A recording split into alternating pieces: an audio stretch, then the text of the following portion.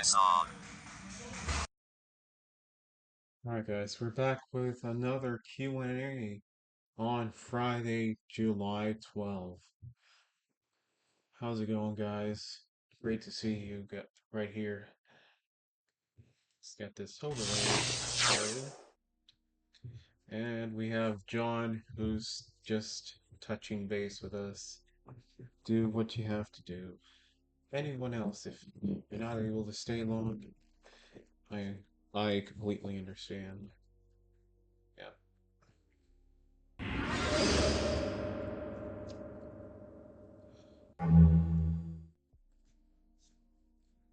All right, so it's probably going to be another hour stream.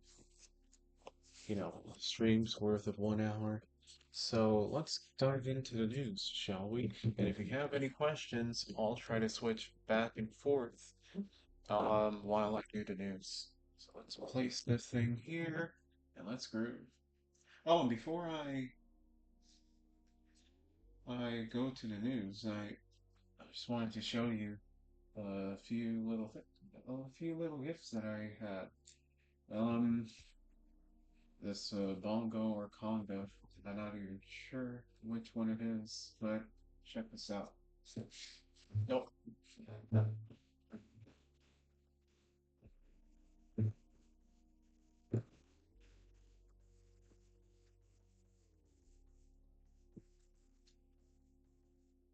Oh, gonna have you probably cannot see it. I'll try to get it in here.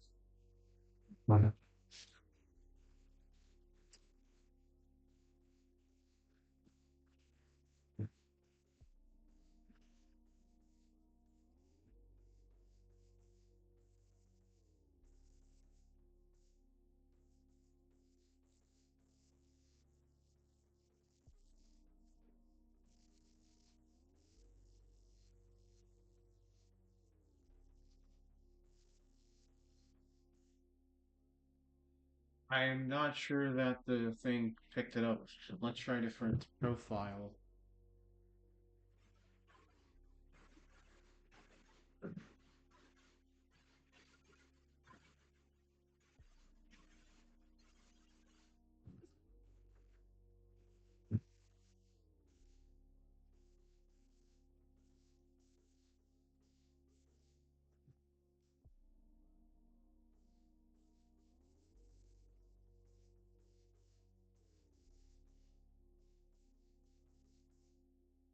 I'm not sure if you can hear that.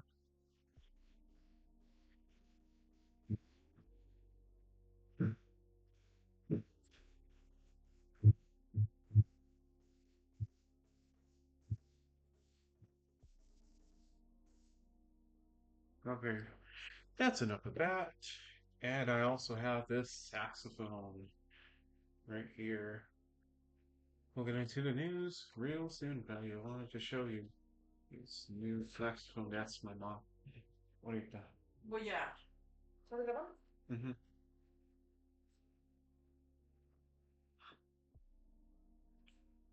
Ahorita, ya, sí, nada más que no tengo de este. Sí. I don't have the read for this one, but if I wanted to, I could acquire it. So pretend that I'm playing the saxophone. Okay, that's not. It's not gonna work. Yep. Mm-hmm.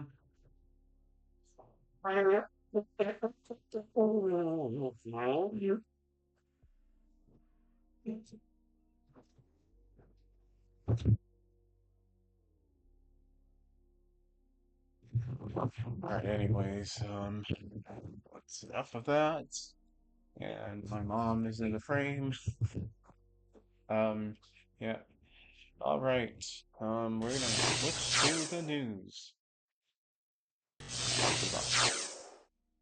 Wait. Alright. Here is our news for today. Biden press conference. Things from the NATO summit. So we have President Biden And this article says, with the eyes of the world watching to assess the future of North Atlantic Treaty Organization, as well as Joe Biden's decision to press on with his re-election campaign amid concerns over his health, the U.S. president held a solo conference Tuesday, seen as another high stakes test of the fitness to hold his office. Roughly 1 hour, Biden answered questions from 10 journalists, ranging different topics, and the most being his performance in this first debate of 2024. Here's the most, here's the takeaways, the biggest moments. I'm not sure. Okay, it's muted. Let's get that out of the way. Biden presses case. He's the most qualified person to do the job. He said while mentioning Kamala Harris, he erroneously said, the fact is the consideration, I apologize for that.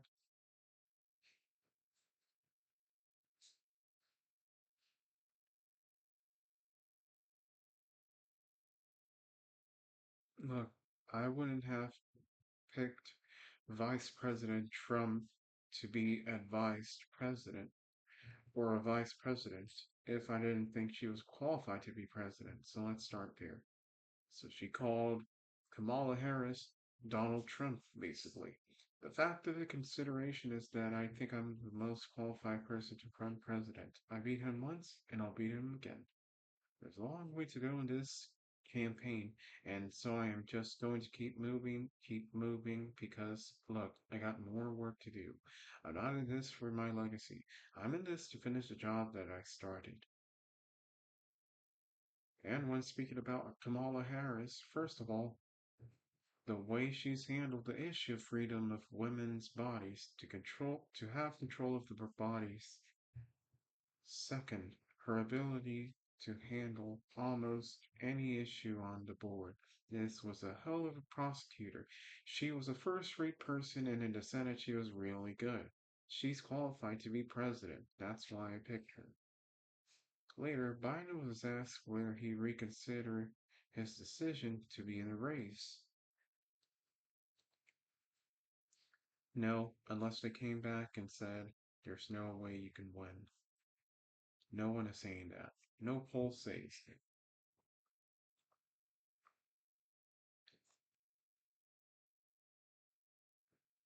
By the way, yes, I know a difference. One's a prosecutor, one's a felon.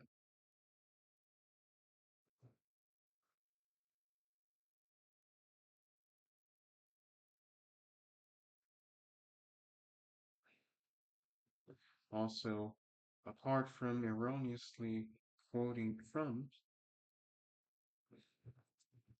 he also made a gaffe while trying to mention Volodymyr Zelensky. And now I want to hand it over to the president of Ukraine, who has as much courage as he has determination. Ladies and gentlemen, President Putin. President Putin, he's going to be President Putin. President Zelensky. I'm so focused on being Putin, we gotta worry about it. Anyway, he also answered stuff on guns and more.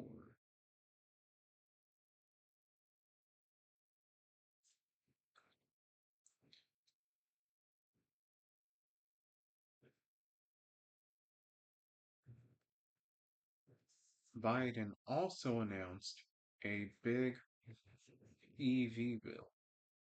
Biden unveils $1.7 billion worth to boost EV production at U.S. auto factories. The Energy Department of Thursday has unveiled $1.7 billion for retooling 11 auto factories to make electric vehicles and their components, with a focus on facilities that had shuttered or could close without federal help.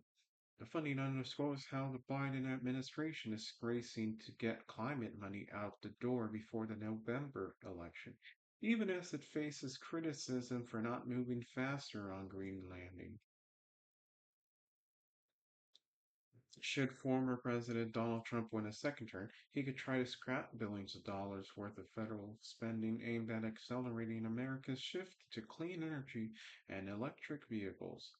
Much of this money comes from President Biden's signature 2022 climate law, the Inflation Reduction Act, which also provides tax credits of up to $7,500 for consumers to buy EVs. Trump has falsely claimed that EVs don't work, and he vowed to gut Biden's EV policies during an April meeting with oil industry donors. The 11 factories are scattered across 8 states, including battleground states in a 2024 election, such as Georgia, Michigan, Ohio, and Pennsylvania. All of these facilities are unionized, unlike many EV plants in southern states less friendly to union labor. Facing pressure from his own party to drop his re-election bid, Biden has sought to showcase his enduring support from unions, a critical Democratic constituency. The president met Wednesday with the executive council of the AFL-CIO, the country's largest federation of trade unions. Although that invention was extended before his disastrous debate during last month.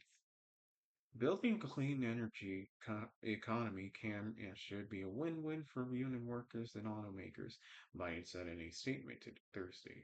This investment will create thousands of good-paying union manufacturing jobs and retain even more from Lansing, Michigan to Fort Valley, Georgia, by helping auto companies retool, reboot, and rehire in same factories and communities. Biden also went on to add that these were left behind by my predecessor and are now making a comeback with the support of my policies. He, Trump also accused Biden of jobs from China, and he brings back jobs to Michigan. He plans to bring back jobs from Michigan. Biden says this announcement is a hallmark of Biden administration's industrial strategy, which is a strategy to bring manufacturing jobs back to America after years of offshoring. Or sorry, that was Jennifer Granholm from the Energy Secretary. And then our next list. Let's see if we have someone in here. Okay, no one. Sticking to the theme of EVs, electrical vehicles, we share that Tesla stocks are moving higher despite receiving a downgrade from net neutral to sell by UBS analysts. The firm did, however, raise its price target on the EV maker to 197 per share. Yahoo sent a finance autos reporter, Pras Subramanian Jones' market domination to talk on the analyst look and what it means for the stock moving forward. He says, all right, let's get to some calls of the day. Now, UV's downgrading Tesla for neutral to sell. The note that it's increasingly difficult to justify valuation for more. We're bringing in Yahoo's finance post from Marin and Andras. The here was okay, that's so ready to sell here though. Did Grace Jojo bet?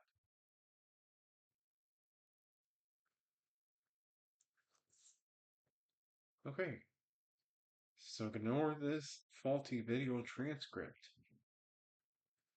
But basically, UVS has downgraded um,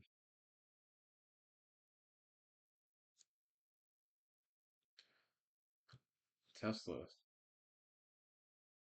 as a sell stock.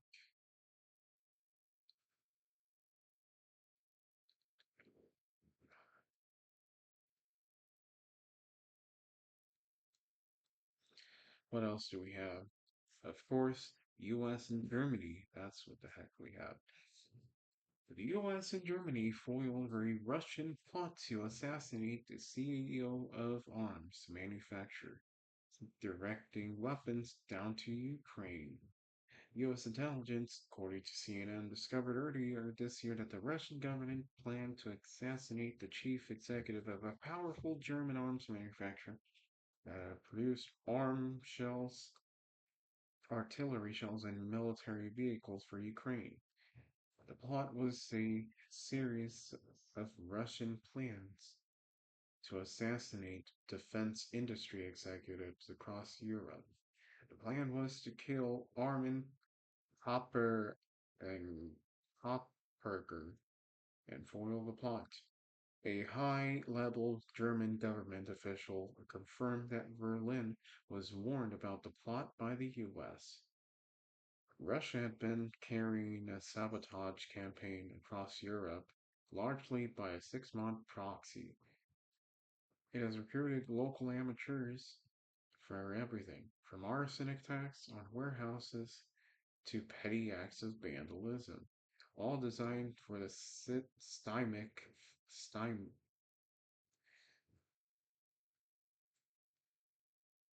okay, what is that? Stymie the flow of weapons from the west to Ukraine and blunt support for Kiev. But the intelligence suggesting that Russia was willing to assassinate private citizens shows just how far Moscow was willing to go in a parallel shadow against the West.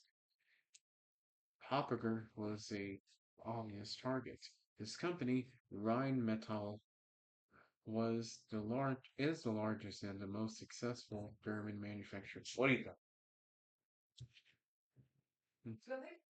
Yeah.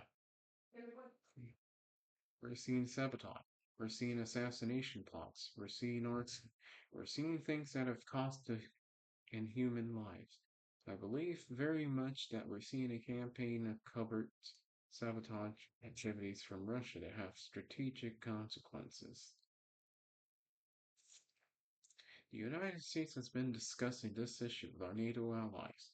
We're actively working together to dispose of the end or expose and disrupt these activities. We have also been clear that Russia's actions will not deter allies from continuing to support Ukraine. Words from Adrienne Watson. Now, Argentina's inflation edges up in June, ranking months-long streak to blow President Milei. He closed the March measure of inflation in Argentina remains stronger than the libertarian government of President Javier Milei, which would have hoped on Friday. As the official statistics agency reported prices edging up in June and breaking a month-long streak of declines. Argentina's consumer price index rose 4.6 in June, slightly up from the rate of 4.2 in May, ending a 5-month trend of cooling inflation index attributed to a deepening recession brought about by Malay's brutal austerity scheme. President Malay has touted the falling prices over the recent months as a key victory in his fight against Argentina's economic crisis. Then we look at Uruguay versus Colombia. Nunez was seen throwing several punches. Okay, I have to go in a. I'll be right back in 2 minutes. I'm not sure how long I'll be gone, but I have to go. I'll be back.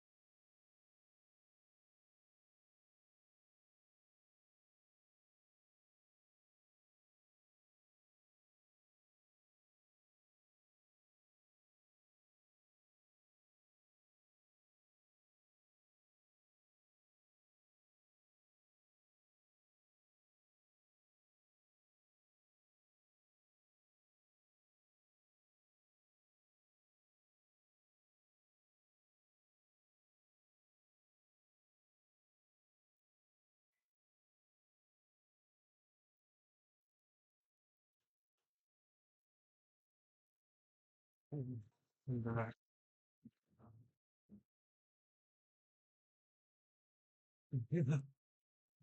I apologize for that. Now let's slowly read this article correctly.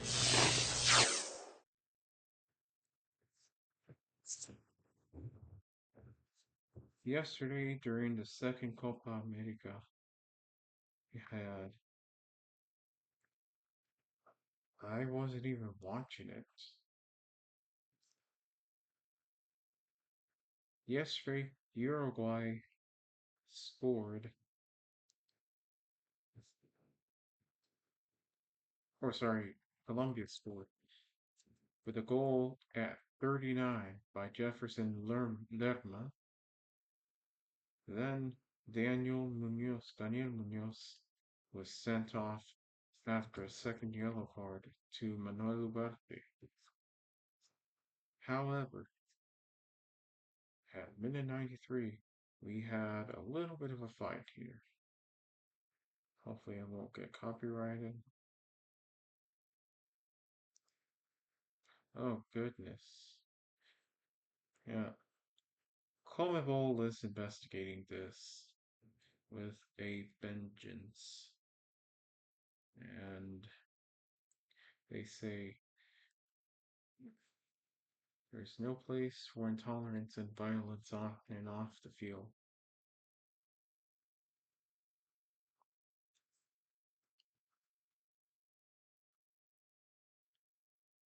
All right. Right now, 30 to 42 for Phoenix versus Indiana on women's football. And here are your MLB scores at the moment.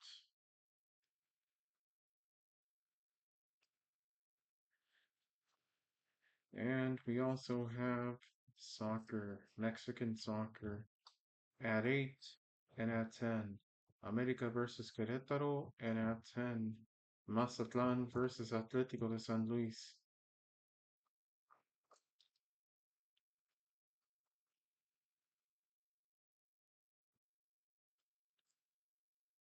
Tomorrow we have Argentina facing Colombia at 7.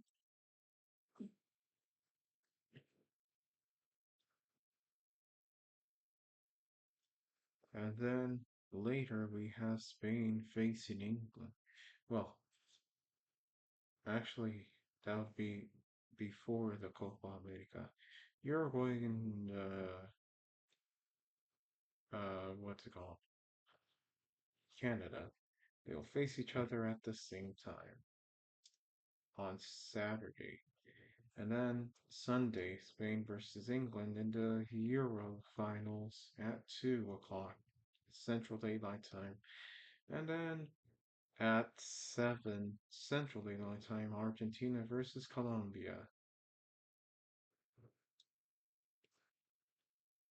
All right. I'm not sure if any of y'all are here, but I'm just going to move on with the quiz. All right. You got a quiz here, and I guess nobody is here really. So I'll just carry on with the quiz. Hopefully, y'all can do it on your own.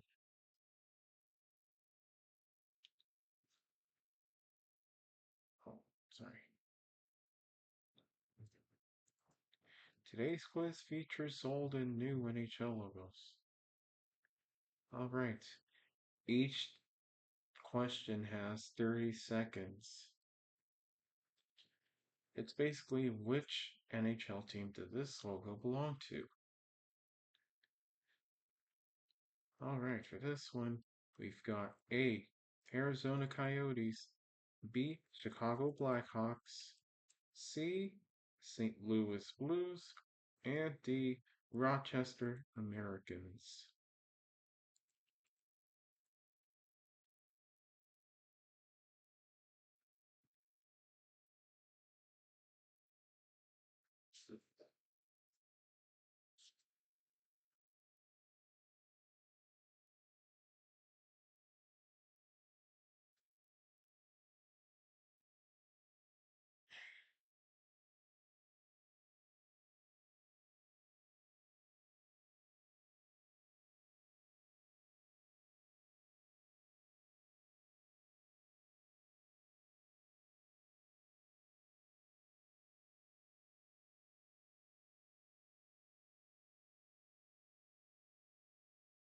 The answer is the Chicago Blackhawks. It's their secondary logo.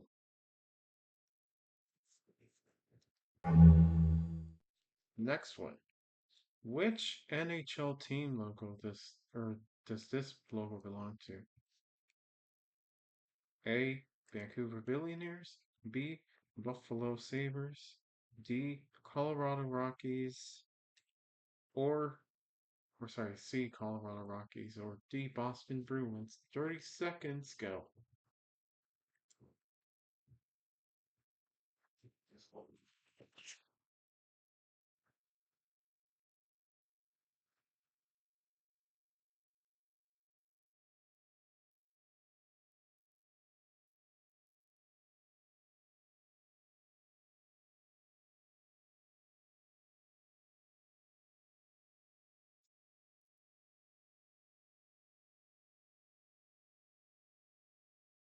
The answer is no B. Buffalo Sabres. It was introduced in 1999, but in 2006, that's when this iteration was introduced. Next one. A. Islanders. B. Utah. C. Quebec Nordiques. Or D. The Seals. 30 seconds. Go.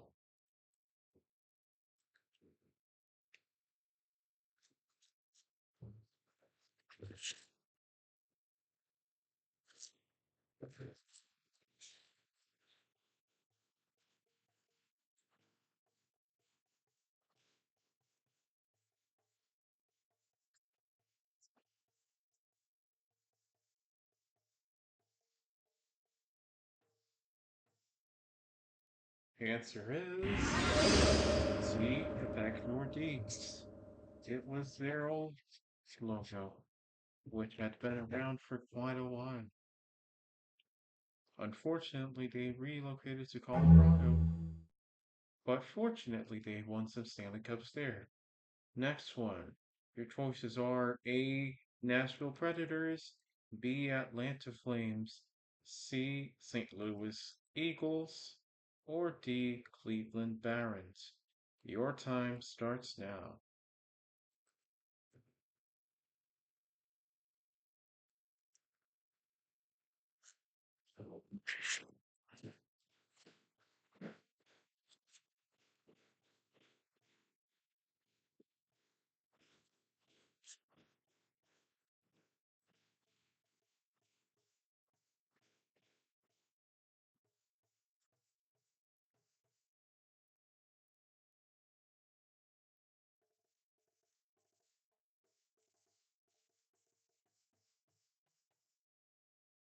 And your answer is B. Atlanta Flames. Formed in 1972, they relocated in 1980 to a place called Calgary, which is in the province of Alberta, Canada. And the last one, which does it belong to? A. Atlanta Thrashers, B. Florida Panthers, C. San Jose Sharks, or D. Philadelphia Flyers. Time starts.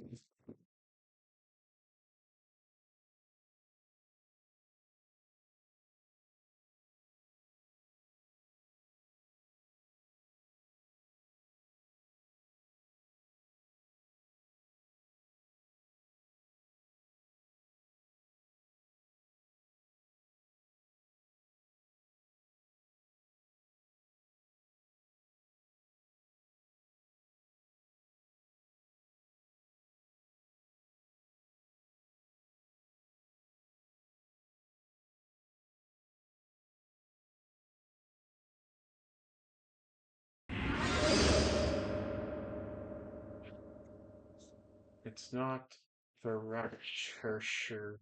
Thrasher. No, it's this. A. Atlanta Trashers.